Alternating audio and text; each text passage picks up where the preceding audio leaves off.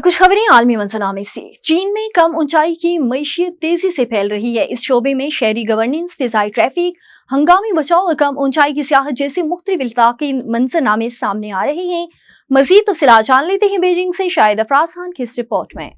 چین کے صوبہ گوانگتونگ کے دارالحکومت گوانگجو میں کم اونچائی کی معیشت تیزی سے ترقی کر رہی ہے، جہاں روایتی اور جدید کاروباری ادارے اس شعبے میں ترقی کے لیے ایک دوسرے سے آگے نکلنے کی دوڑ میں شامل ہیں۔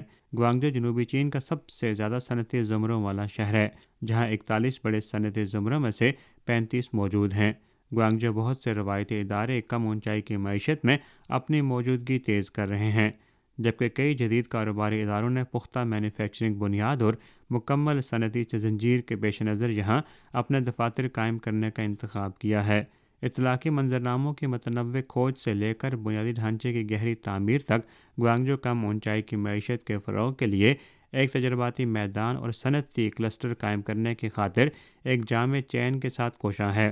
لاکھوں کی آبادی اور پرجوش معاشی بنیاد کے فوائد کو بروئے کار لاتے ہوئے گوانگجو نے شہری گورننس، فضائی ٹریفک، ہنگامی بچاؤ اور کم اونچائی کی سیاحت سے جیسے مختلف اطلاقی منظرناموں میں ایک مسابقتی کم اونچائی معاشی منظرنامہ قائم کیا ہے۔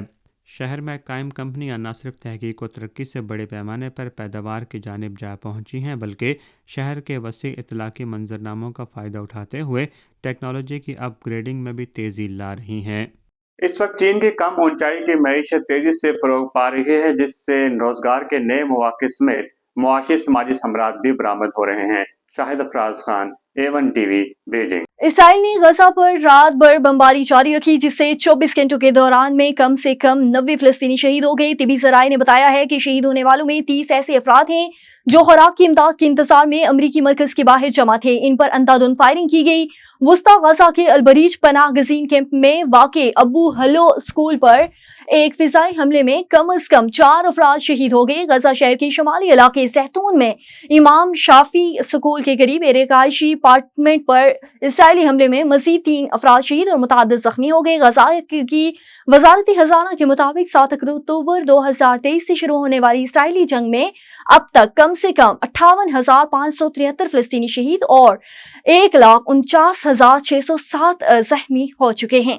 اور شام کے عبوری صدر احمد الشرح نے کہا ہے کہ اسرائیل کے ساتھ کھلی جنگ کا آپشن موجود تھا، تاہم امریکہ، سعودی عرب اور ترکی کی ثالثی نے خطے کو نامعلوم قسمت سے بچا لیا۔ پہلے سے ریکارڈ شدہ خطاب میں شامی صدر کا کہنا تھا کہ اسرائیلی شامی عوام کے اتحاد کو توڑ کر شام کو ایک نہ ختم ہونے والے انتشار کے سلسلے میں دھکیلنا چاہتے ہیں۔ شام کی عوام جنگ سے نہیں ڈرتے اور اس صورتحال میں ان کے پاس 2 آپشنز تھے۔ شامی صدر کا کہنا تھا کہ یا تو ہم اقلیتی دروز فرقے کی سلامتی کی قیمت پر اسرائیل کے ساتھ کھلے تصادم کی طرف جاتے، یا دروز کے معززین اور شیخوں کو خوش کے ناخن لینے کی اجازت دی جائے اور قومی مفاد کو ان لوگوں پر ترجیح دی جائے جو دوسروں کے ساتھ غدار بنانا چاہتے ہیں۔ شامی صدر کا کہنا تھا کہ ریاست نے شامیوں کے مفادات کو ترجیح دی۔ اسرائیلی مداخلت کے باوجود ان کی فورسز استحکام بحال کرنے اور غیر قانونی دڑوں کو سویدھا سے نکالنے میں کامیاب رہی ہے۔